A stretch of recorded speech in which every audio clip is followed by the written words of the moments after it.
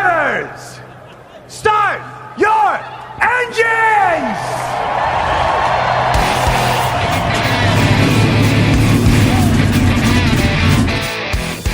Hit the pace car!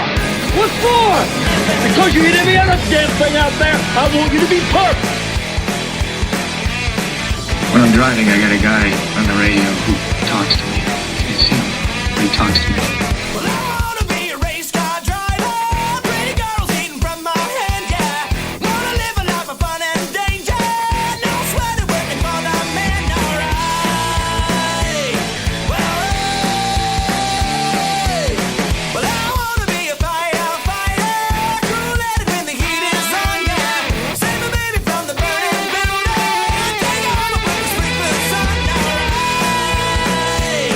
Well, No, he didn't slam you, he didn't bump you, he didn't nudge you, he rubbed you. And rubbing, son, is racing. Hey, race fans, welcome to the Whoobazoo Radio Network. Welcome to another edition of Drafting the Circuits. My name is Frank Santoroski. I'll be your host for the next hour or more as we cover everything racing, and we've got a lot of news to cover tonight. So before we get into that, let me introduce you to the panel I have tonight. First off, from Richard Childress Racing, I have Mr. Gray Warren and Mr. Richard Youden. How are you fellas doing tonight? Excellent. How are you? Good, good. Yeah, we're good, thank you. All yeah, right. No, we're all good here. And from Motorsports Tribune, Mr. Joey Barnes and Mr. Seth Eggert are both in the house. How are you guys doing tonight? Doing well. Doing well Good. now. Joey. I'm sorry, folks. Joey's typing me nasty messages here. So, either way, U.S. Formula One Grand Prix in Austin held this past weekend. Joey, you were there. Lewis Hamilton won the race, but he fell a little bit short in his quest to clinch the title, although it seems like pretty much a done deal now. Verstappen gave him Vettel rather gave him a pretty good run for his money. A little bit of controversy at the end of the race there surrounding Mr. Max Verstappen. But now, Joey, you were out there at the racetrack this weekend, so go ahead and take us through the U.S. Grand Prix. Yeah, so the race weekend as a whole was amazing, honestly. From Michael Buffer giving the lead up there with the pre-race was pretty fun. Usain Bolt out, Lewis Hamilton scaring the hell out of him was awesome to see. But Lewis Hamilton took the win, becomes the winningest driver for the U.S. Grand Prix, passing Michael Schumacher and Ayrton Senna. So that's certainly kind of unique. Hamilton obviously has owned this place. Now this is his fifth win in 6 races at the Circuit of the Americas. For the life of me, I can't think of how many he won whenever it was at Indy. I think he got 2 there, maybe 3. But, Hamilton beats Vettel and Raikkonen, Verstappen, as you alluded to with the controversy. That was your top 4. Valtteri Bottas couldn't get out of his own way, it seemed like. Ends up 5th. Esteban Ocon 6th. Carlos Sainz with the new Renault squad, 7th. And then Sergio Perez, Felipe Massa, and Danny Kvyat gets the rest of the top 10 hanged out there. What's interesting about this race is maybe who didn't finish. And Daniel Ricciardo had a really good race going, was running up there in the top 3, should have ended up on the podium most likely, and had an engine failure happen about midway through the race. It was a really crushing finish for him. Because it also happens the same weekend that we heard about Verstappen signing a new deal, and essentially Christian Horner saying, I want to build a future around Max Verstappen. So it's a really crushing situation there. Ricciardo has since kind of revealed that he's not going to necessarily play second fiddle to certain things, so good for him on that regard, but really rough. I think what's interesting to note here is, and I think, Richard, you can kind of probably allude to this, is how impressive the runs were for both the Toro Rosso guys. Brendan Hartley making his first starts at the back of the pack, ends up finishing 13th when all's said and done. I know it's not in the points, but certainly with these cars, him not being in a single-seater in many, many years is a really good weekend for him. And Danny Kvyat, these are his first points since Spain. So before we get into all the crazy stuff that's further up the grid, I kind of wanted to get your take on how you felt the Toro Rosso squad went, because now we know that Kvyat's out of the seat and Hartley's back for another go, and we've got Pierre Gasly coming back to run Mexico. So Kvyat's out and those two are in moving forward. But, I mean, what do you think of the overall weekend for those two guys? I think for those two, it was very impressive. As you say, for the kid, Brendan Hartley to come in, I think it's like 7 years since he's been in a single seater. Something like that. Incredible. It also talks to the preparation for these guys as well. I mean, there was tongue-in-cheek sort of comments that, Helmut Marko told him, "Oh, just turn up at the track and we'll get you in," sort of thing. I'm sure he'd gone through the simulators and gone through testing and gone through all that sort of stuff. So he'd been as well prepared as possible. On Danny Kvyat, I mean, what more can you really do in that car and then get fired? It's like, I'm not the biggest fan of Kvyat in the world, I must admit, and I think he's probably proven that he's not really up to, a top line driving Formula One. But I mean, can you really ask much more from the guy? And then he turns around and gets fired for the rest of the season. And interestingly, it's the third time he's been fired by the Red Bull group, which is pretty poor. He thought he'd have got the message by now. The other thing that I think does need mentioning, and somebody who was incredibly impressive but expected, was Carlos Sainz. Wow. Talk about like a duck to water. That was pretty impressive. Yeah, I mean, he sat there and outpaced Hulkenberg, his teammate, from here on out. Yeah. In all of both Friday practices. Obviously, on Saturday with qualifying and F3, it was a different story. But in there all day, ran solidly, was always in the points, didn't kind of get out of it. So certainly impressive, especially at the fact that he also moved Renault, despite Hulkenberg's failure there to finish in the points, actually failure to finish altogether. He was the first retirement of the race. They've moved back ahead of Haas in the Constructors' Championship, which, Haas, American team, failed to get double points for this race. So on home soil, they don't do the job. So their only thing to merit for the their entire existence on American soil is the 10th place from last year with Grosjean. So that's interesting. It's very much hit and miss with Haas at the moment, isn't it? I mean, one weekend you look at them and the world beaters, and then the next minute they're also runs. It's a very, very, very strange. Yeah, but I tell you, he was the last car, Sainz was, to finish on the lead lap. Even though he was 92 seconds back, which wasn't obviously much farther from being lapped. I think that's impressive from Renault as a whole. And you think about it, he was right there in between the two Force Indias. I know that Perez sounded like he was pretty pissed off over the team radio because he's over here wanting to run Ocon, saying he's faster, crying he's faster. And team comes over the radio and says Ocon's managing it. And next thing you know, Sainz gives up Sainz ends up getting a position on Perez. So I'm interested to see that dynamic moving forward, since both Ocon and Perez are pretty much squared away at Force India moving forward. I think Sainz is only going to get better from here, as will Renault. It's gonna be crushing if Sainz gets a podium in this car before the year's over, and Hulkenberg is still staring at his 0 streak. So here's a looking into the future. Here's a scenario. Sainz is on loan at Renault. So next season, going through 2018, Sainz is there with Hulkenberg. Sainz outruns Hulkenberg, who's highly rated throughout 18. The end of 18, Ricciardo moves to Ferrari to replace Raikkonen, who's probably going to retire at the end of next year, or at least leave. I think he'd be 39. We've been assuming that for a while, though. Well, yeah, it's very true. 3 or 4 years now. But then Sainz goes to Red Bull to replace Ricciardo, and you've got the Verstappen-Sainz team back together again. That is interesting.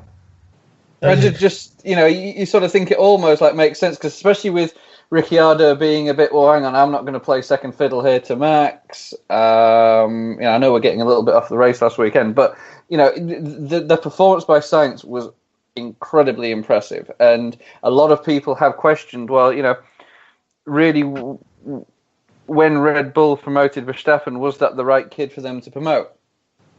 Yeah. I mean, yeah, I say this, though, before we get back on topic, is that Charles Leclerc may have something to say about that other Ferrari seat moving forward, certainly.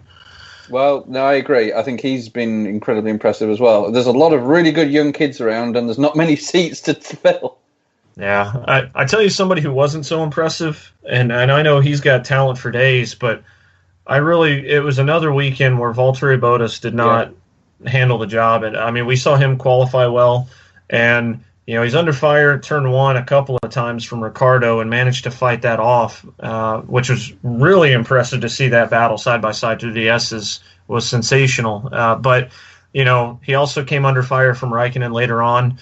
And obviously Verstappen got him as well at the end. And so we didn't really see him try to attack anybody. He didn't attack anybody. I don't know if he passed a car all day, but you wonder how this works within the organisation at Mercedes. I mean, you've pretty much seen since the summer break, Verstappen has definitely dropped off and Hamilton's definitely raised his game. Now you wonder how much that has been a political decision within the group to to back one driver there. I wonder if it's just maybe there was a part of this. Hey, look, Valtteri, we're going to give you a contract extension, but as a caveat to that, maybe for the remainder of the year, Lewis is going to get the primary upgrades, and you're going to get them later down the road.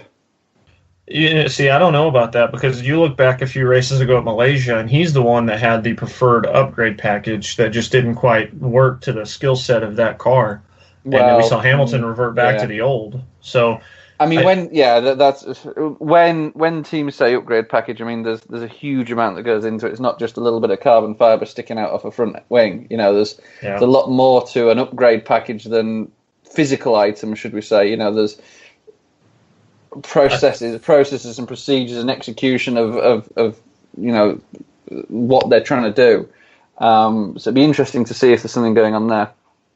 Yeah, I mean, looking squarely at Bottas, I mean, he's 34 seconds behind Hamilton, and you would expect a guy in his situation, if he is playing the secondary role, that he would be the guy that's trying to play lead blocker, holding off Ferrari. Not that necessarily Hamilton needs a lead blocker at this point, certainly, but moving forward, it does warrant the question that I asked a couple weeks ago, maybe even last week, was, did Mercedes get a hold to Bottas and re-sign him too soon? Certainly the stats warranted him being re-signed ahead of time because of the 2 wins and where he was in the championship. But it makes you wonder now, Ocon now, longest streak for a guy to start a career with 26 races now without a DNF. He's also got every race but one in the points this year, and he's a Mercedes junior development driver. So it makes you wonder maybe if they shouldn't have looked that direction for next year at this point, just because of how damn impressive it is to watch him grow. And maybe where we've seen Valtteri, he's better than he was at Williams. The car is certainly better than a Williams car, but maybe he's not quite what we expected him to be. Maybe this is the Nico Hülkenberg conundrum from a couple of years ago. We've always wondered, Hülkenberg's got all that talent. Just put him in a top ride and we'll see it. And Hülkenberg and Bottas to me seem like 1 and 1A, and certainly this kind of looks like a scenario where they gave somebody with Hülkenberg type talent to a top seat, and now we're seeing the after effects. Yeah, I mean, I think you see it so often, don't you?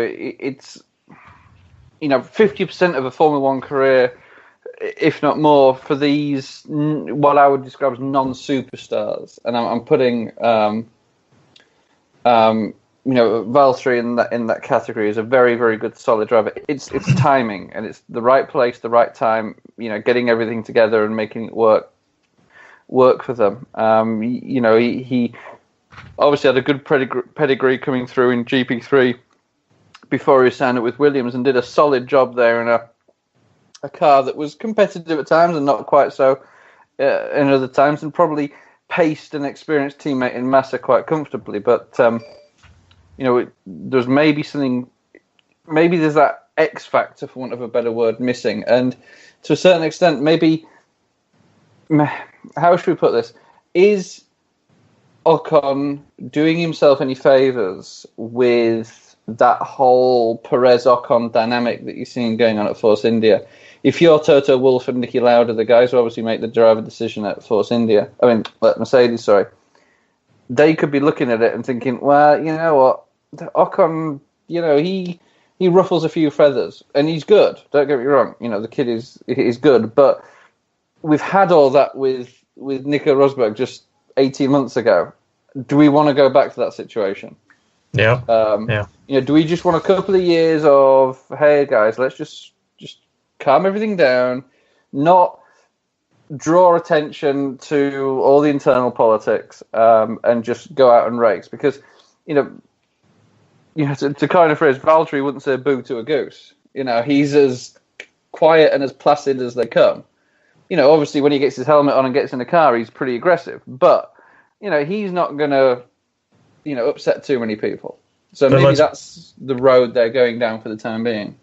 But let's be honest here. If somebody like Ferrari decides to come calling and Ocon is in a situation where Mercedes isn't going to offer him the drive, Ocon will disband from his development duties to go drive for a top team. And that's the danger that Toto Wolff and Niki Lauda and company are in right now by leaving Ocon on a let's be honest, it's a second-tier squad. So for sure. But Ferrari, as you mentioned earlier, Ferrari have got Leclerc, they've got a couple of other guys coming through their system. Would they look to, from a political perspective, Leclerc is a fantastic selection. It's more than they could ever ask for. I think the better part here, maybe Red Bull would probably be best served to be the team that would be talked about in this situation, disbanding from Ricardo and maybe not sold totally on bringing Sainz back from loan and maybe looking in the direction of somebody like Ocon, because it would be a really good, I don't even know. It would be a very good play from Christian Horner to do something like that to Mercedes. Oh, yeah. And but again, then this is the political problem, I guess. When you have such aggressive junior squads, then when you start going outside of your junior squad and picking up other teams' juniors, then it starts to question your own junior structure. You're sort of mixing and matching a little bit there, and I think they've got to be careful how they, because then it'll drive kids away from signing up to them, because then they'll have the attitude of their managers will be like, well, hang on, why do I want to commit to this guy when we know that 2 or 3 drivers he's picked up from other guys? Well, let's go somewhere else then. They've got to, if you're going to have these junior structures, you have to use them, and they've shown that with, you look at, Webber was the last guy in a Red Bull that didn't come through Toro Rosso. So you've had Vettel, you've had Ricciardo, you had Kvyat, who wasn't successful and got demoted, and rightly so, he hasn't been, and now you've got Verstappen. They've had that structure and that process. If you then start saying, well, actually, I want that one, it's like, well, hang on, I'm sure at some point, when this kid was coming through Formula 3 or Formula BMW or whatever, you had a chance to pick him up. You can't pick every young kid out. You've got to, at some point, be selective and, sort of go with your judgment at the time. I know what we're about to get into is going to be interesting, so I guess before we get to that, I will say this. The weekend as a whole being amazing. It's important to note that they had over 255,000 people out there. I forgot the final tally. I think it was 258,000 for the 3-day event, which is, even though it's a staggering number, it's actually down 4% from last year. But interesting to note, I don't care what anybody says about how you can't hear fans on a road course, because I went up top with Jeff Gluck at turn 1.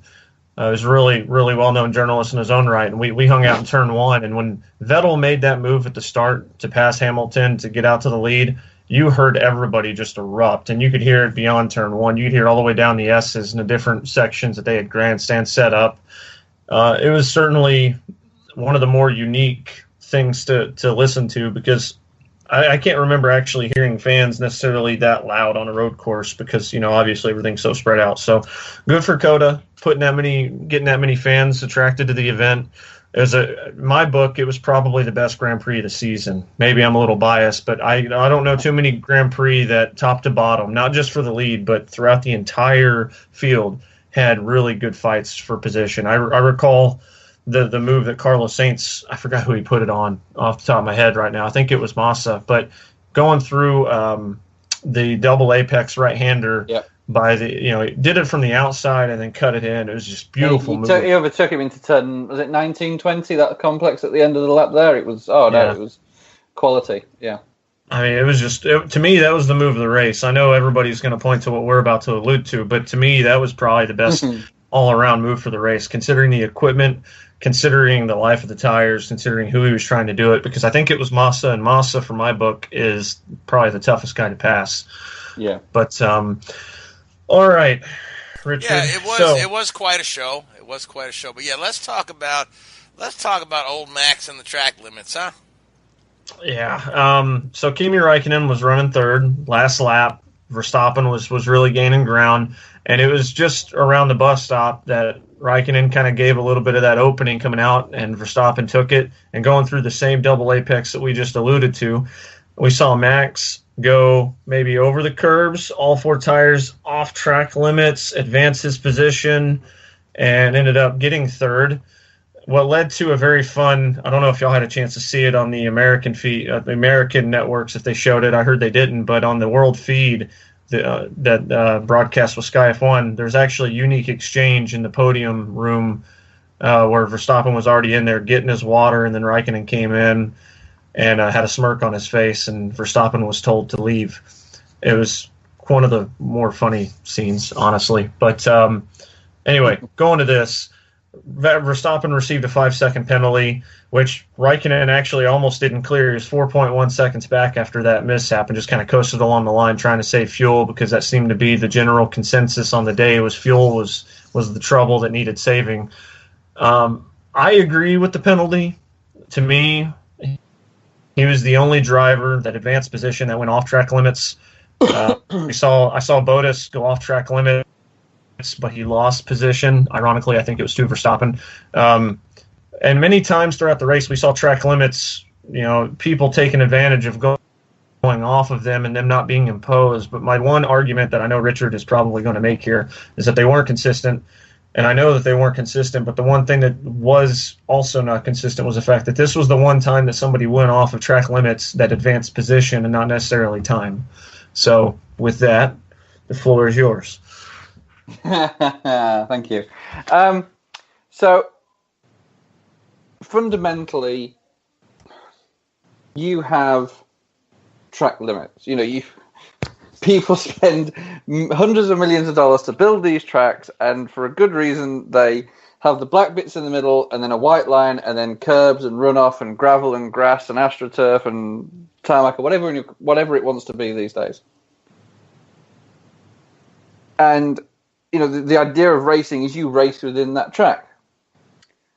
Now, there's become this sort of horrible, like almost legal term that you expect a politician to come up with about you will only be penalised if you leave track limits and gain an advantage. Well, yeah, okay, fine. Gaining the advantage, I understand that. But it's like,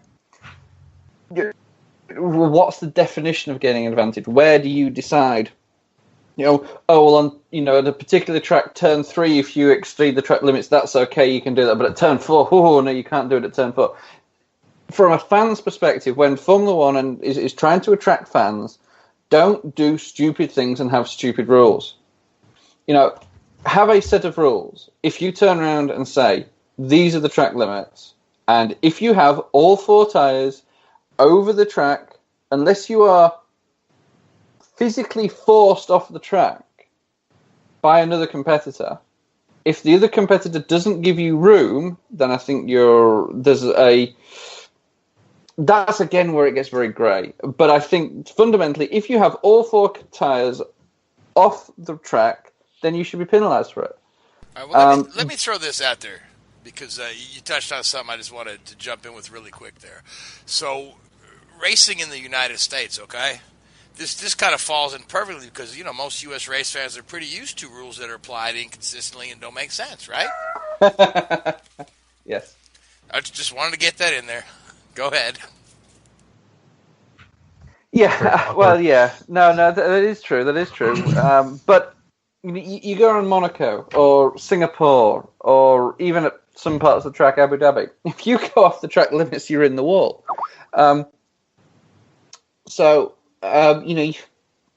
You need some sort of structure to it. And my personal opinion is turn around and just say, if you have all four tires off the track, it's over.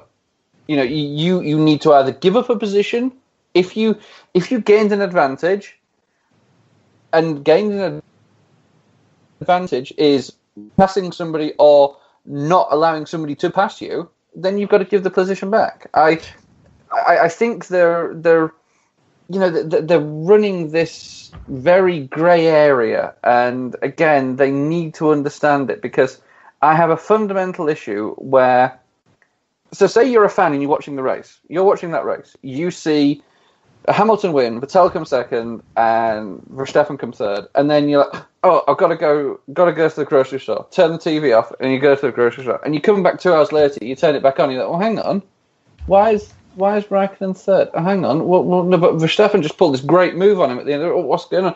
They don't understand it, and it's too complicated. Yes, there could be scenarios where it's unfair on somebody, but just make a rule and stick with it. Over the course of a season, it will wash out. If you hadn't penalised Verstappen in this case, then all the Raikkonen fans would be calling it unfair. Well, at some point, it's going to come back and benefit Raikkonen. So just have this rule, stick with it, and say if you have all four tyres off the track, then it's a penalty.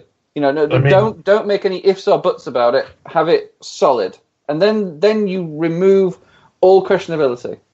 Yeah, I mean, if I'm being honest, I don't know if too many things have benefited Raikkonen over the last couple of years, especially when it comes to between him and Verstappen lately. I mean, I think of the double move in Hungary, which to me, that should have been a penalty, and it wasn't. I look at Mexico, and Verstappen finally got hit with something, although it kind of catered to the Red Bull organization as a whole, because it's Vettel's the one that ended up the back end of the victim of that. So it brought Ricciardo back up there to finish at the tail of the podium. So, I don't discredit any of what you're saying. Certainly there needs to be some consistency. I kind of put it also down to the people, the design of the track, whether that's... Well, for sure. I would like to see just enough runoff for 2 tires and a wall. Yeah. Like, that's it. And that's all that needs to happen to ensure that these things aren't a gray area. Because the gray area is the wall. You meet it, you're done. Yeah, exactly. You look at, you go back even a few years, you look at some of the great racetracks that are out there, your Silverstones, your Spas, your Suzukas, your places Montreal like that. Doesn't have a lot of runoff. No, and you've got gravel, and if you run wide or you go off track or you make a mistake, you will be penalised. How many times do you see somebody outbrake themselves and, typically they'll go through which basically it's just a different coloured track. It may be painted red rather than black, there's no real penalty to it. Back in the day, you'd drop 2 wheels off into the gravel and that was it, race over. You penalise guys that made mistakes. You don't do that as much. There is not as many penalties now for making mistakes as there used to be. And I think they need to look at that. I think they need to sort of toughen that up a little bit and make them... because at some point you're going to get these daredevil moves. I mean, the one Verstappen made wasn't quite such an issue because it wasn't a flat-out, a really, really high-speed corner. But, you're going to start getting people putting cars in positions where you're going to get some accidents and you're going to get big accidents. And as much as I don't agree in policing the drivers, and I'm a big advocate that these drivers are smart, intelligent people. Most of them are. Some of them. I was once told by somebody that works on the medical side at the FAA that drivers shouldn't push their earphones into their ears too hard because they could fall down the gap in the middle. But no, these guys are smart enough to be able to make their own decisions. And as a circuit designer and a governing body, you have to work with them on that. Yeah, I think... help them police themselves. Don't say, well, if you made a mistake, it's okay, we're going to give you this half an acre of runoff. Well, no, you can put a few gravel traps in there and You can have Alonso with his deck chair out there when he retires from a race, Yeah, I say this. I agree with that'd be your track limit. If you run over Alonso, you get penalized. Oh gosh, I agree. I agree with the penalty for sure. But overall, and it's only for an advance on position. But that said, it's got to be refreshing for Ferrari to have double podium, considering what they've endured over the last couple of race weekends. For sure, the last 3 in a row have been a catastrophe of sorts. Obviously, it's taken Vettel out of the championship hunt, and even though he's got the runner-up, he still falls further back because Hamilton continues to get what I think is just a ridiculous season at this point. This is his 11th win of the year. So it's surely, with 3 rounds to go, it looks all but for naught. That said, speaking of Alonso, kind of going off into that, Alonso did re-sign with McLaren. That happened on Thursday. It was announced. And, obviously I'm sure Zach Brown necessarily didn't say this. He said that Alonso wanted to just know what the plans were moving forward with the power plant. He didn't necessarily specifically ever ask for one or the other. So I think he was just looking for some direction. But with them going to Renault Power next year, if it's to any level, and I know that Christian Horner can be critical of Renault all he wants, but maybe they should do a little bit better job on their chassis, because right now it looks like Renault has a good power plant, because I'm seeing Renault run really well as a factory team and continuing to make strides. And I think it's only a matter of time that you see McLaren with the proper engine continue to do the same thing. I wouldn't be surprised if we see Renault swamp the top 10 next year at this point. I mean, it's just staggering. But it's certainly good to see those things situated, because that was the big question. I know I asked the question in the press conference about his IndyCar plans, and one of the things that he did say, even though he said, I will not be at the Indy 500 in 2018, this wipes that opportunity away because I will run Monaco. I do plan to be, I promise to be at Indy in the future. So he still wants the 500. I know since some sports car news came out, he's running Rolex, I believe, with United Autosport. That was revealed through Racer. So there's a lot of interest there for him to pursue Le Mans next year, and I think that's going to happen because it doesn't coincide with anything. It doesn't collide with anywhere on the F1 schedule. So he wants a Triple Crown, and I think he's going to be 2/3 of the way there after next year. So all in all, a good F1 weekend. I don't agree with Kvyat missing out. I hate it for Gasly, by the way, also because he left this opportunity to run the USGP, and it was clearly in vain because a typhoon hit, there's a very strong different terminology there, a typhoon hit Japan and actually canceled the Super Formula finale. He was only half a point back, P2 in the championship, and didn't even get a chance to fight for it. So it was a rough one for him to endure, I'm sure. But, beyond that, well, we'll see Gasly back in the car in Mexico. Along with Brendan Hartley, who will be back in that car again. And speaking of Hartley, this will help transition us over to a new topic. Hartley's been in the frame and talked about for the all Kiwi Chip Ganassi team as a teammate to Scott Dixon. And just a few hours before we went on the air tonight, before we started tape, it was announced that Chip Ganassi had indeed signed Rookie of the Year Ed Jones to the number 10 car. So we won't be seeing. Yes, Joey, we'll do Mexico picks. We will be seeing. We'll not be seeing Hartley in a Chip Ganassi car, which means he's probably got some pretty strong ties there with the Toro Rosso car. Whether or not we see him there next year or not, probably is highly dependent on his performance in the next couple of races here. But if the USGP is any indication, he's on a good path. So with no further ado, before we do some picks for Kansas. Or picks. Well, Seth is typing something about a white line in Kansas here, okay? Before we do some picks for Mexico, right now. I don't know. You ever been to Kansas? There's some towns in there that you might think you're in Mexico. I actually got a ticket in Kansas earlier this year. So let's. On a 93 and an 80. Joey, who do you like for Mexico? That's a great question, Frank. I've really got to give it some thought, but it's hard to bet against Hamilton, but I think I'm gonna, and I'll go ahead and say that Ricardo bounces back from an engine failure. All right, good pick. Seth, I'll let you have a pick for Mexico. I'm just going to go with Hamilton at this point. You might as well. Richard? We were giving him a bit of stick earlier tonight, but I think he's going to bounce back. I think this could be one for Valtteri. All right, yep. And Gray? I'll go with Vettel. All right, and then let me think who's left. I'll go with Kimi Räikkönen then.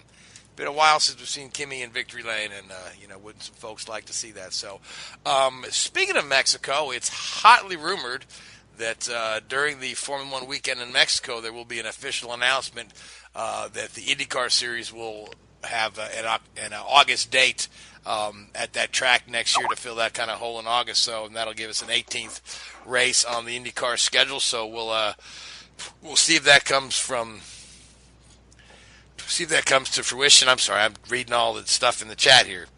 Talking about how long it's been since Kimi won. So, any other Formula One stuff we want to touch on before we talk about a little bit of IndyCar, and then we'll get into talking about this race in Kansas? One thing, very, very quickly. I don't know if it was actually in Austin or just something that came in a few days before, but the Formula One management group now, the owners are looking to release a sort of streaming service next year, right? Going away from their traditional subscription-based or, terrestrial-based TV service into their own standalone package. How that will work, not sure yet, but it's certainly, I think, a good move for them to sort of branch out a little bit and start, embracing the digital media stuff. I've always thought it quite ironic that a sport which is probably the most advanced sport in the world from a technological standpoint is still pretty archaic in the way it does its viewership. Right. And I did hear a little note also that Sirius XM will have all the Formula One broadcasts next year, which is actually not much of a surprise. If you look at Liberty Media and all their holdings, one of the things they happen to own is Sirius XM Radio. They also own the Atlanta Braves, so I don't know how we'll work that into Formula One. But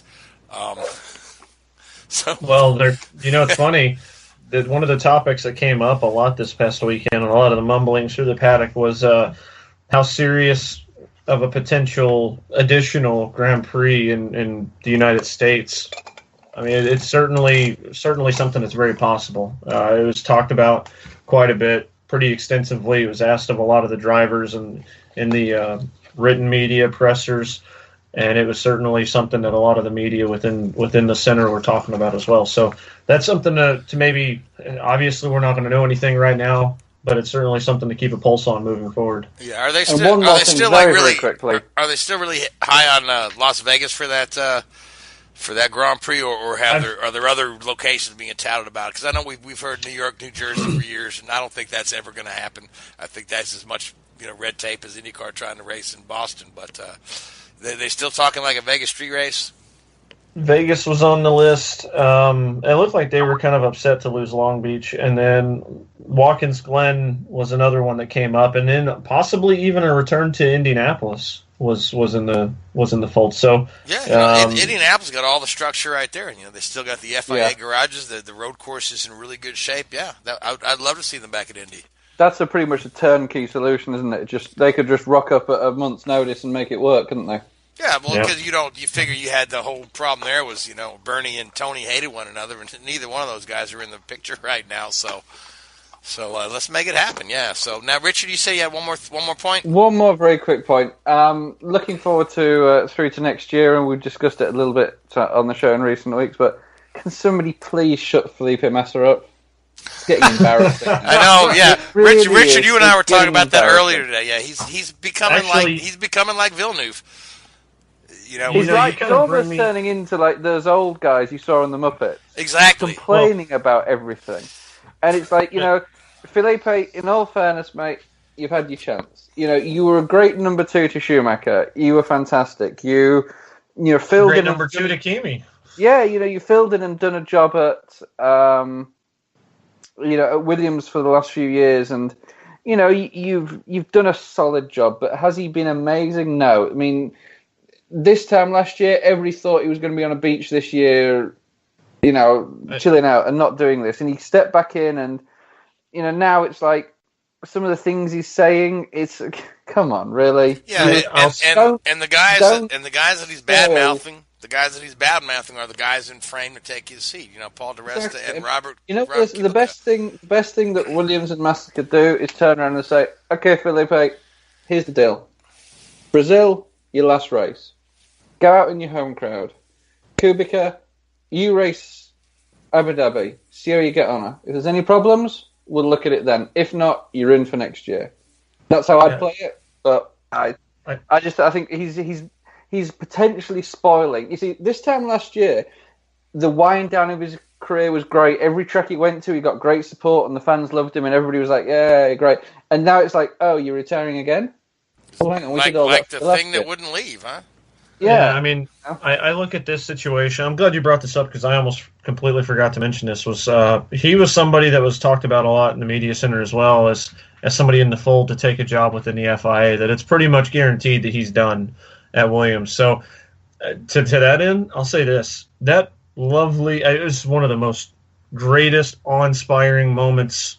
It was bittersweet for him, obviously, but it was one of the greatest moments in motorsport. Was the situation in Brazil last year. It was rainy, it was torrential rain, and he wrecked out, and he had the Brazilian flag handed to him, and he draped it over his shoulders, and across the front stretch had the crowd completely on their feet, just celebrating his career, and then every pit crew member coming out from the garage, and just it was a very like Dale Earnhardt in '98 in Daytona type of situation. Obviously, Dale didn't wreck; he won the race. But in this situation, it's ironic that everybody celebrated Felipe wrecking, wasn't it?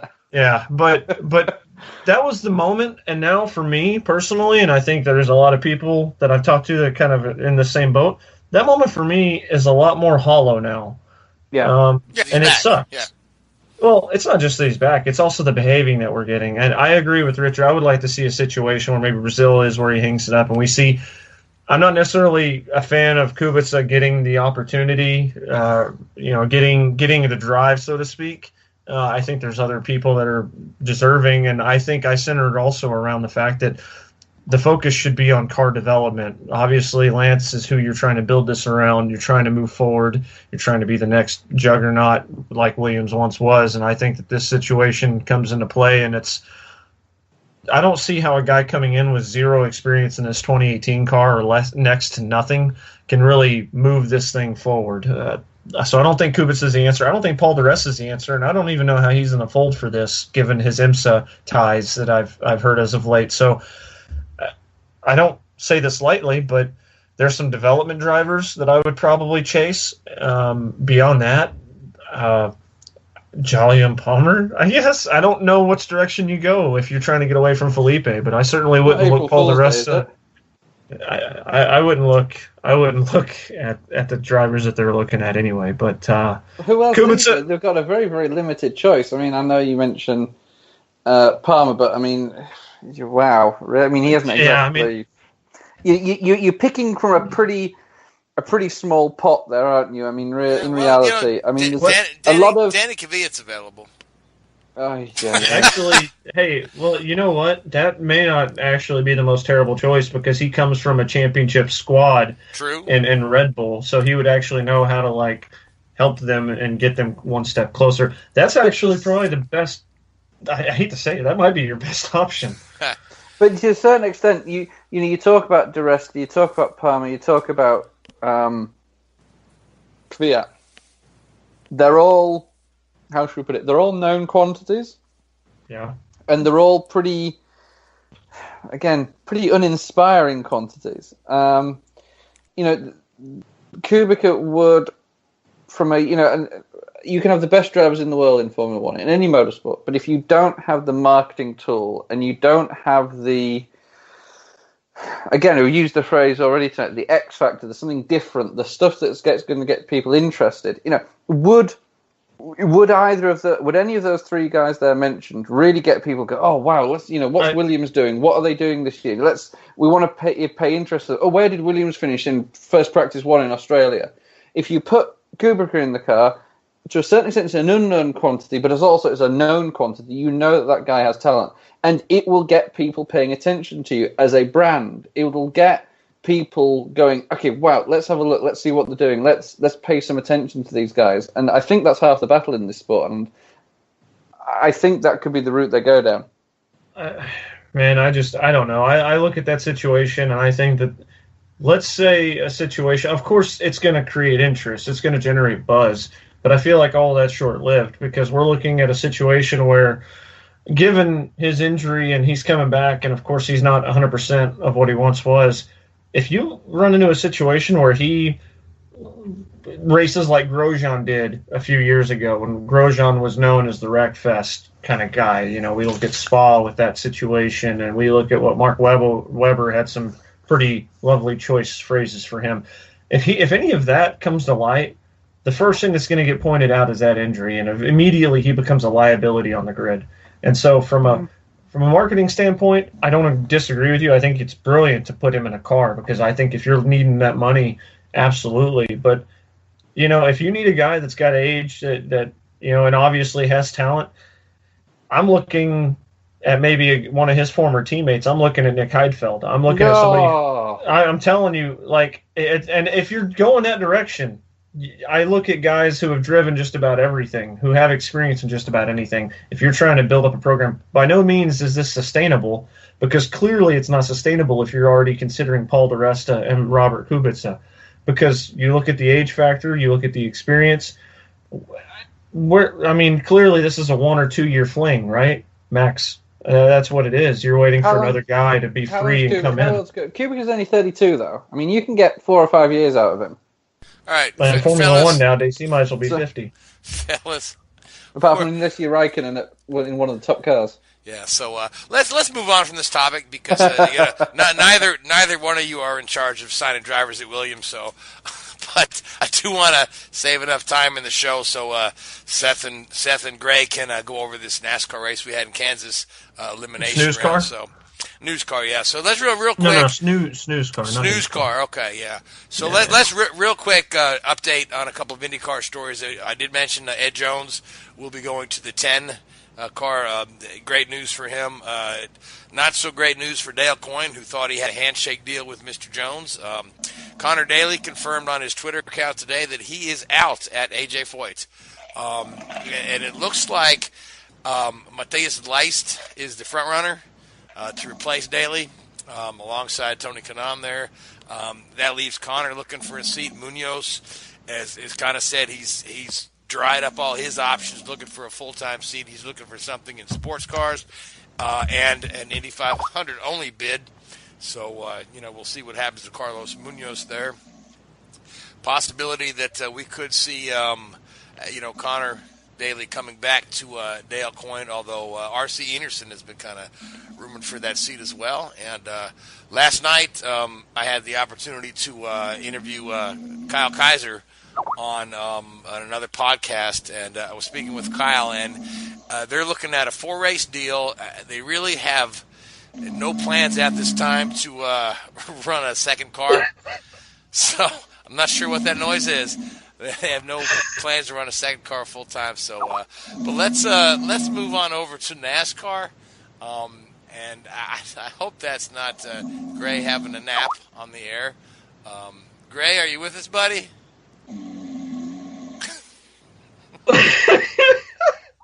Oh no! Oh, Joey and Richard, you have put Gray to sleep. So Seth, you saw the NASCAR race in Kansas. Hold on yes, I did. I got something to talk about on the IndyCar side of things. Yes, please do. And then just real quick, and then let's talk about Kansas. I came up Sunday night back home from Austin, and Texas Motor Speedway's near where I live, and they actually had a Honda manufacturer test over there at Texas Motor Speedway. And I got to tell you right now, Dixon and Hinchcliffe were there. The car looks amazing. The pictures don't do it justice. There are so many differences. This looks like the most proper race car I've ever seen. That said, they talked a lot about the car. The balance of it feels just slightly different, obviously. But one of the bigger things that that were pointed out was, we're used to seeing at Texas and places like that where we see, not necessarily, I don't want to call it pack racing by any stretch, but we see very tight groups happen, and we see late moves having to be made. Hinchcliffe alluded to the fact that those are probably less likely to happen because the closing rate for these cars is so much drastically different, even though there's maybe necessarily less power down and things like that. Dixon commented that they saw a 10-mile-an-hour increase on road courses on top end. So this car, it looks amazing. It looks, it races beautifully. Based on what we saw and what I saw at the test, obviously they're not going to sit there and go crazy with each other, but the passing, the dynamics, the stability of the car, I think everybody's going to get on with the program and really enjoy that. Fans alike with the teams. The only thing that's really weird, we no longer have the Kardashians at the back with the rear pods, so that was really nice. We got so used to those rear bumpers, it made the ass look so wide, it was ridiculous. But beyond that, also the rear wing is completely short, completely narrowed up. But there's a lot of different changes, not too much to get into at this point in time. But overall, I like what I see out of that car. I like what I see moving forward with IndyCar. Yeah, I like it too, and we'll be. Most of the teams are expected to take delivery of the full kits sometime in mid-November, right before Thanksgiving, is what I'm hearing. Some of the guys that are testing right now are actually, those cars actually belong to IndyCar. And only a few of the teams actually have the bits, but everyone's looking at taking delivery in November is what I've heard. So we should see in full force January, February, all the teams out there testing the new cars. So really looking forward to that. And you had mentioned, I know Hartley was in line maybe to be an all-Kiwi lineup.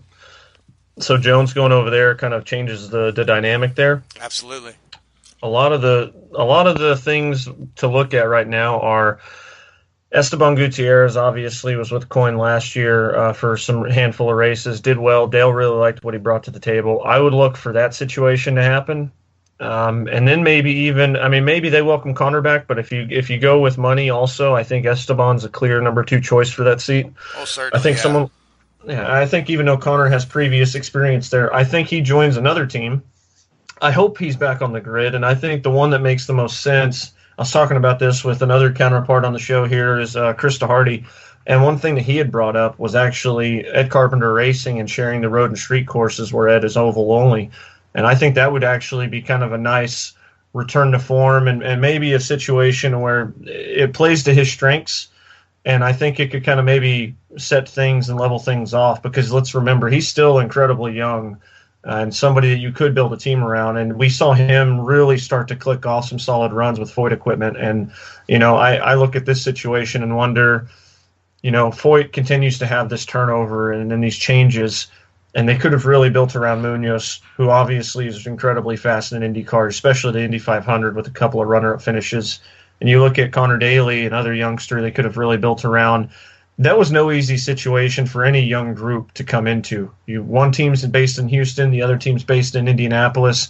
The engineering staff has been, a lot of people have said that they were trying to bolster up their lineup, and that's part of the reason they targeted Indy with that other shop is because they didn't quite have the development and the experience and even the education to be the most competitive team.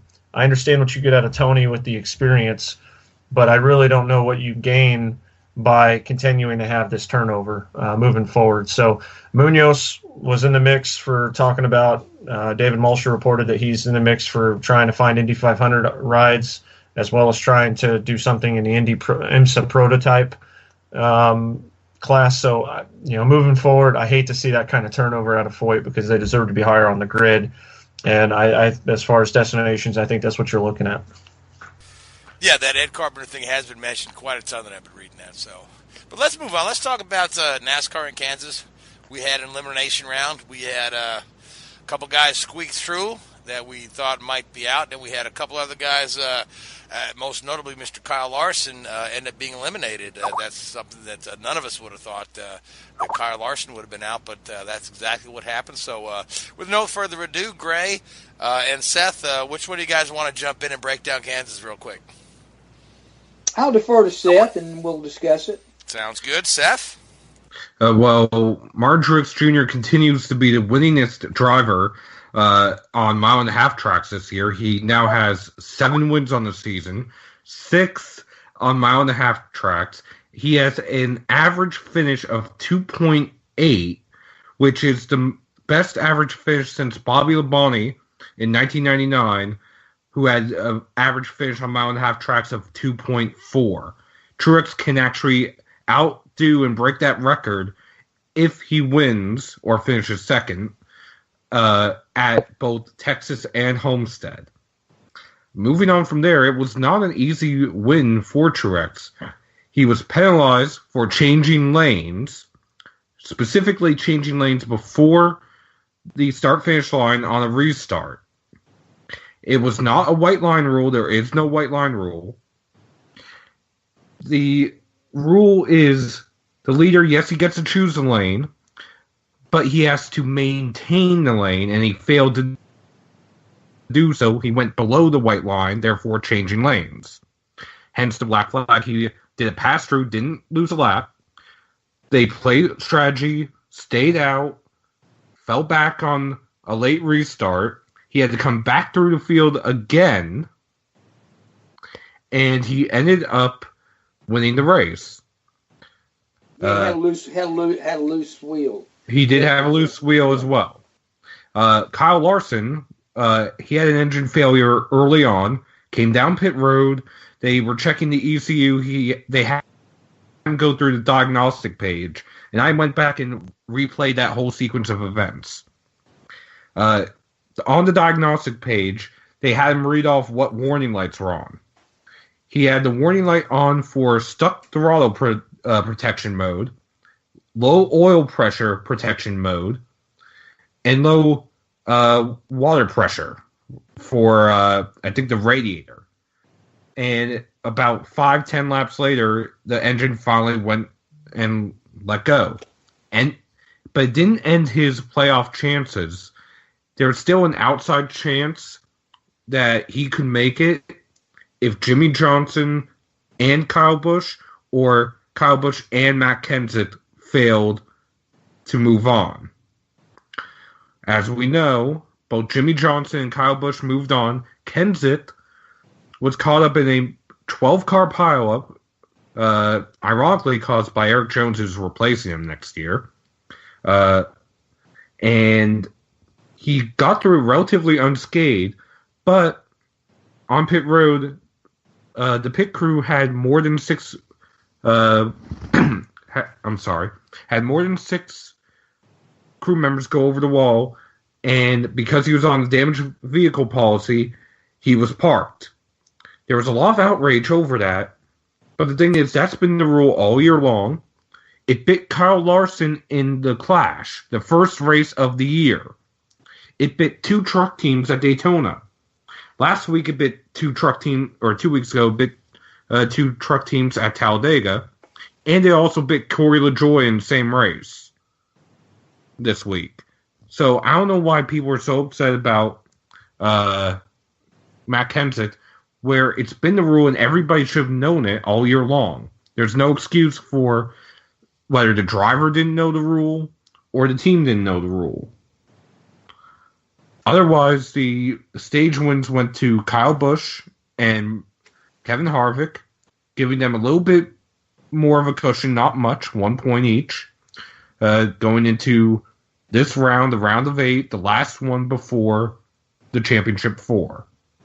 Few points of interest there. You know, you talk about Kenseth's penalty and drawing a lot of outrage. And yes, it has been the rule. If you listen, I listened to the scanner traffic today, and the crew chief clearly says 6 guys, only 6 guys. And of course, you know, you see it on TV. There's a guy with a sawzall sitting on the fence. He makes a move toward the car. He comes back to wall, and then he goes forward again. So basically, it was just a mix-up between the crew guys. They were instructed to only go over. I guess, you know, some guy just didn't count. And of course, in a situation like that, you've really got to have 6 people assigned to go, and anyone other than those people don't go. But, you know, I think what drew the outrage is the crime, the penalty doesn't fit the crime. And I thought Kyle Petty, his analogy said it best. You're in the Super Bowl and your team gets penalized for having 12 men on the field. Well, you don't have to forfeit the game and send everybody to the locker room. I understand. That is a good analogy, Gray. I like that one. But isn't it stated pretty clearly in the rule book that, if it is under the 5-minute timer? Yeah, it's stated in the rule book, and everybody understands that. I'm just saying, I think people now, since this has come about, and it's hurt Kenseth in such a situation where it knocked him, from the playoffs. I think people are just expressing their frustration with the rule and saying that the crime and the punishment don't fit. And I understand that. Go ahead. But here's the counter to that. If the penalty is what it used to be, which was a one-lap penalty, teams would just send 10, 15, maybe even 20 guys over the wall to repair the car. Oh, sure. I know that. And so they need some sort of balance. This is what they have right now. Maybe it can be tweaked somehow, but right now it is what it is. And two, a one-lap penalty would have probably knocked Kenseth from the chase as well. I'm not sure about that because he only ended up 9 points out. So the positions he would have gained or maybe held on to, he may have been able to squeak in by 1 or 2 points if it had been one lap. And that would have eliminated Jimmy? Yes. Okay. And Jimmy also had 2 spins, which he still can't explain it. The car just broke loose. And what's remarkable about that is Kyle Larson was in it. I mean, with until the last restart, Kyle Larson was still had a shot at still getting in the advancing to the next round, even from the garage area. So yeah, he had a 1 point advantage going into the last restart over Jimmy Johnson. And just to put this into perspective, yes, everybody had Kyle Larson, or just about everyone had Kyle Larson in the championship 4 because of the number of wins he had. Yes, he had 4 wins, had the second most wins this year going into the playoffs. He only had 4 stage wins. Going into the playoffs, Kyle Busch had 14. Martin Truex Jr. had 18. So doing the math, yes, he had a slight advantage over some, but not the advantage that everybody made it out to be. Yeah, and it's unfortunate that he suffered the engine failure, which engine failures in the sport are rare now. Let's face it, there's not many engine failures, and especially among the top teams. We saw that happen to Truex last year. He was eliminated by an engine failure. So those things are going to happen. You can't plan for them. That it's just one of those things. That can happen as easily as you get taken out in someone else's wreck. Jamie McMurray was having a good day. Don't know that he could have.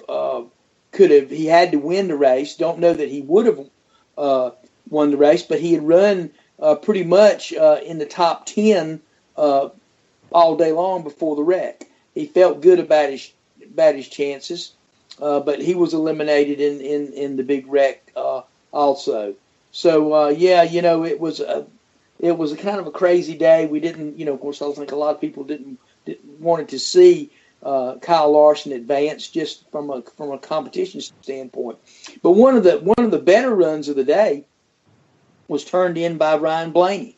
Ryan Blaney, his qualifying run was disallowed, and he had to start dead last in the field. And he drove through the field and got into the top 15 by the competition caution that was necessitated by a rain the night before the race, washing all the rubber off the track. But he drove solidly into the top 10 during the first stage. So really a good run, and then he stayed in the top 5 the rest of the race. So a good run for Blaney and he garnered a lot of some valuable stage points that are going to help him going forward. One of the drawbacks to it, though, this weekend, NASCAR is going to continue with their experiment of qualifying and racing on the same day at Martinsville, like they did. If you remember, they did it at Pocono. So earlier, didn't they do it at another track, Seth? Did they do that? I want to say Watkins Glen? Yeah, I was going to say Watkins Glen. Yeah. And this is something that they've been doing for years in the Truck Series and the Xfinity Series. They're just experimenting with it in the Cup Series. And one of the things, the point I was going to try to make was that the pit positions for Martinsville were determined by qualifying this weekend. So, the picks were. Yeah, the pit picks, right. Pit position. So Blaney will get the last draw at Martinsville, which it will be pretty much a disadvantage for him because we all know how the pit road goes at Martinsville. So that is one of the drawbacks to him having his time disallowed at Kansas. And just something else I do want to point out as well about Blaney. When the green flag flew at Kansas, he was 21 points out. By the time stage 1 ended, because he had climbed not only up to 15th by the competition caution, but into the top 10, he was 14 points to the good. That's how much of a difference and how good of a car he had that day. He didn't have a good enough car to win, or if he had, we wouldn't know because of where he started and how many cars he had to pass. But that's how good he was. A sensational run by Blaney, nonetheless. It was a great drive and a shot in the arm for the 21 team, and he moves on solidly into the next round. If he can, and they enter Martinsville, and that's the home race for the Wood brothers too. Yep, so and if he can dodge it, if he can dodge a bullet and be able to overcome the poor pit position that he's undoubtedly going to have, then he can move on because he's got some good tracks coming up, going out to especially to Texas, where I heard one of the, he'll be one of the favorites going into that because he runs so well on the mile and a half. And speaking of Blaney, a little bit of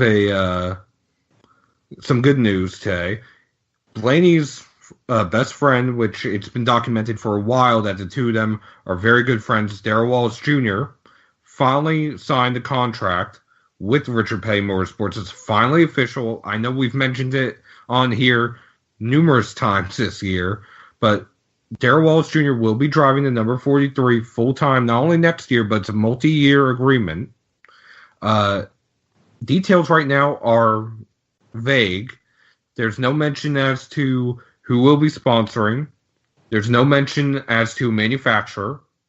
The team still has their current shop up for lease, so there's no mention as to where they will be located. By my count, they have at least 6 to 10 races, give or take, sponsored. STP has basically congratulated Darrell Wallace Jr. and Petty, so it looks like they're going to be back for at least another 3 races, as they have been recently, if they don't even step up some. Grunt Style has already announced that they were going to be an associate sponsor with Petty, and I believe that deal came with a 1-race primary sponsorship. The U.S. Air Force possibly will be back for another 2 to 3 races, and I believe they also have sponsorship from GoBowling.com. I think they still have that. I'm not sure if that's moved over to Roush. I know it's bounced back and forth in recent years, but by my count, they have somewhere between 6 and 10 races of sponsorship. Yeah, and Drew Blickensderfer, their crew chief, is going to stay on board. That was also announced too. But like you said, a lot of the other questions that we have will be answered at a later date. And we're also hearing that a good many of the employees that they've had have been laid off and So really is still quite a lot of flux in that organization. Don't know where they're going to be based out of. Don't know whether they'll run as an alliance team in some regard or not. So you don't know how they're going to, depending on what manufacturer they determine to go with, who will probably they're going to have to team with somebody for chassis and engines.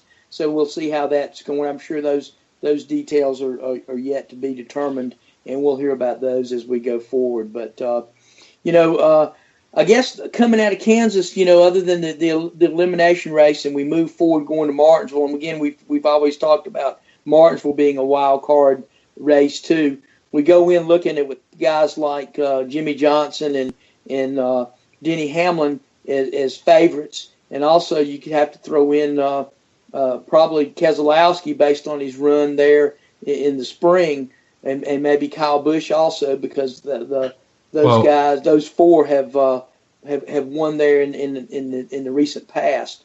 But, and if I may, another note on Martinsville: the driver with the third best average finish among active drivers at Martinsville, Martin Truex Jr.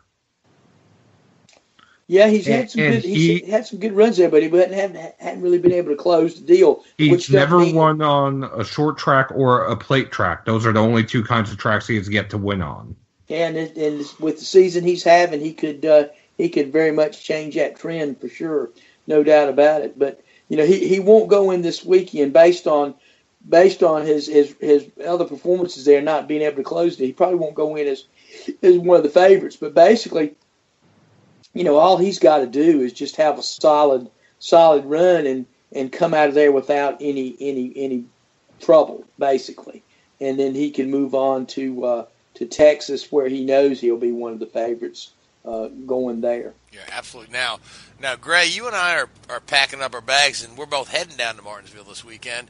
Seth, you had talked about, are you going to join us in Martinsville, or is that off the table for you?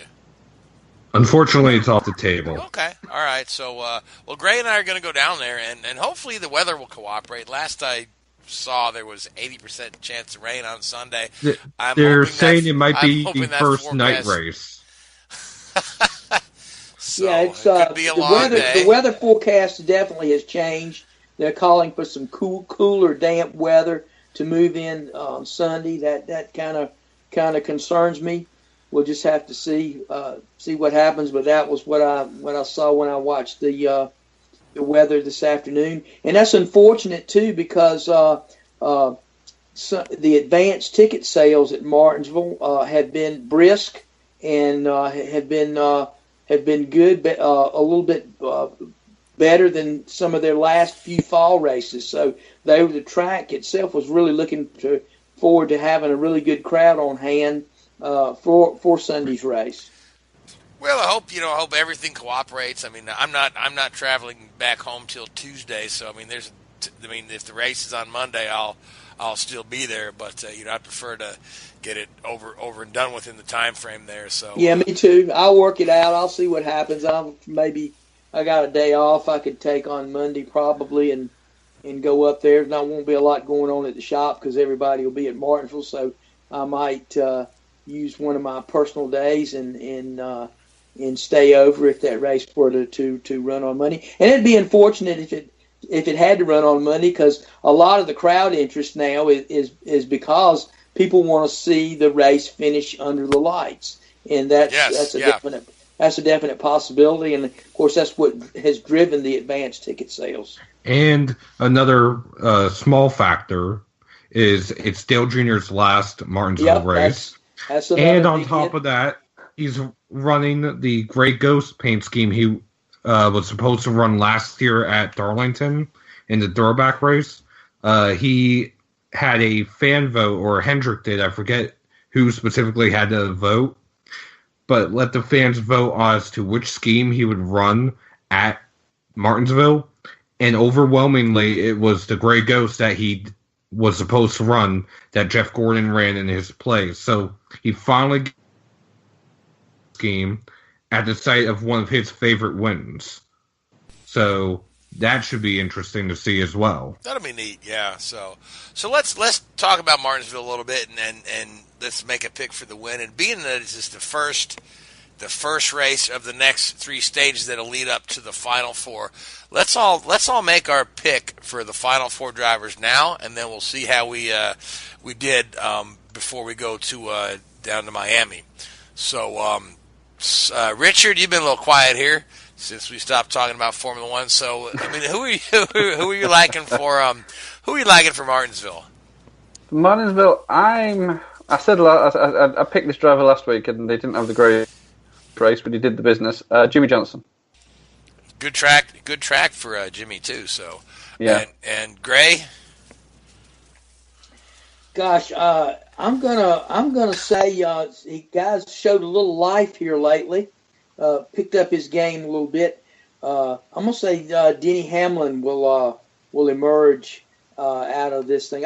Jimmy just has not really, he could surprise you. He's a 7-time champ. He could pull one off, no doubt about it. But to me, that team has just not shown the consistency that we normally see in the last, or the edge that they have in the last 10 races in years gone by. They just haven't seen it. Some seems amiss there. I don't know what. Yeah, it's plays like we're used to seeing out of that team. Kind of strange. Usually they show glimpses of strength, and they haven't shown that. So I'm going to go with Hamlin to win the race, and transferring out of this next 3 to the championship 4. I'm going to say obviously Truex. I'm going to put Kyle Busch in the mix, and I'm going to put let's see. I'm going to put Harvick in there as well to transfer, and let's see one more. Who am I? Surely you've got to go with Denny. If you pick Denny to win the race, surely you're going to pick him as well. Denny, he automatically go in. Yeah, that's true. Thank you for reminding me that. Yeah, but other than that, I'm basing Harvick on probably running well and possibly getting back to victory lane at Phoenix. Phoenix is a great track for Harvick. Good track for Johnson too. Matter of fact. So now, Richard, you didn't give us I didn't pick my 4, did I? Yeah. So if you want to go ahead and throw out your pretty final similar 4 real quick. Pretty similar. I'm going to go with Truex, Busch, Harvick, and Johnson. All right. Good. Now, Gray, you had a great pick with Denny Hamlin. Virginia boy, that's his home track. He's won there quite a bit, so that would be good for the fans there in Martinsville to see. Now, Seth? I guess I'm going to be the one that's a little different. I'm thinking we're going to have a spoiler at Martinsville. I say Kyle Larson for Martinsville. As far as the championship 4, it has to be Truex. I mean, based on the run he's had so far. Kyle Busch, I'm going to say Keselowski. And for my 4th one, I'm going to say Ryan Blaney. I was thinking Ryan Blaney too. And I would love to pick Ryan Blaney to win at Martinsville, just because that team is based there. But honestly, as I look at the thing with the pit stall selection, and Gray, you'll certainly remember, as I do, back in the day, Martinsville had the front and back pits, and the back pits were pretty much the death sentence. Well, the back pits were the death sentence unless you got the first pit on the backstretch would be right at entering turn 3. That could be an advantage for you, kind of like when they used to have the front and back stretch at Phoenix. If you could get that pit, that wasn't the way the rules were at the time and the way you got on and off pit road. It wasn't the death sentence that it is now when you get that 40th pit stall, which enters turn 3, and you have to lumber around pit road at 35 miles an hour. Right, all the way out. So that's kind of kills you there. But it can be done. Just depends if the race falls a certain way, and we have long green sections. And they play some pit strategy. Anything can happen. So you can overcome overcome those things sometimes. Right, but at the same time, I don't think Blaney's going to overcome that this weekend. But I still think he makes the Final Four. I think, I think we have a spoiler again, a non-chaser win at Martinsville, and I think Kenseth wins at Martinsville, just as a little bit of redemption. And then I think, in addition to Blaney, the other three guys that are battling for the championship are going to be Brad, Martin, and Kyle Busch. So we'll compare notes in 3 weeks and see if our Final Four matches the actual Final Four. So with that being said, any other nifty NASCAR news we need to touch on before we close out for the night? Let's see. Casey Kane will have Travis Mack as his crew chief next year. Mack right now is the car chief for Dale Earnhardt Jr. And that's going to be at Levine Family Racing, or I should say Levine Family Racing, the number 95 car. Okay. Otherwise, it's been a slow news week. And what, other than the big story obviously being Darrell Wallace, but so what's happening in Xfinity and trucks? Well, Xfinity is off this weekend. Last weekend, there was a controversial finish. Christopher Bell won the race after a slide job on his teammate, Eric Jones. Yeah, Jones was not too happy. Bell did have the speed to clear him, but didn't have the speed to stay ahead of him. He parked in front of him. Essentially parked in front of him. Yeah. And Jones just drove straight into the back of him, never lifted, and it basically killed Jones' car with 3 laps to go. There wasn't a caution or anything to help Jones or help anybody else, and Bell had such a lead, he just drove away with the win, essentially. This weekend, the Truck Series is in action again. It's the first race of their round of 6. You have a couple of drivers making their debut. Dawson Cram for his family team. You have Mason Diaz for Next Gen Motorsports. And you have, coming back to the series for the first time in a couple of years, Cale Gale in the 99 truck. You're going to have Ty Dillon in the 87 truck for Nemechek's team as a teammate to John Hunter. And I want to say there's somebody else also returning to the series. I want to say Jeb Burton. Jeb Burton in the number 20 for Young's Motorsports. And it's actually, believe it or not, the first time that Jeb Burton and his cousin Harrison Burton are going to be competing in the same race. Oh, that's pretty cool, yeah. The next generation of the Burton boys, I certainly remember Ward and Jeff made their mark in NASCAR back in the day, and I know Greg. And by the way, Greg, you worked with Ward Burton for sure. Yep. Worked for many years. And by the way, today is Ward Burton's birthday. Oh, well, happy birthday, Ward! I believe Ward turns 56 today. Well, good. He's still older than me. All right, so if that's all we have, guys, we'll just wrap it up. Anybody have a final thought they want to inject into the show? Or I thought so. Winningest. Richard's first. Winningest. Yeah. I knew that was going to come up tonight. Go ahead, Richard. That's all I need to say. And Seth, your rebuttal. Well, it's an adjective, first, Richard. But going back to what I was actually going to say, a little bit of news also out of ARCA after their season finale, which was last weekend at Kansas as well. Austin Terrio won the championship just by starting the race. That's how much of a lead he had.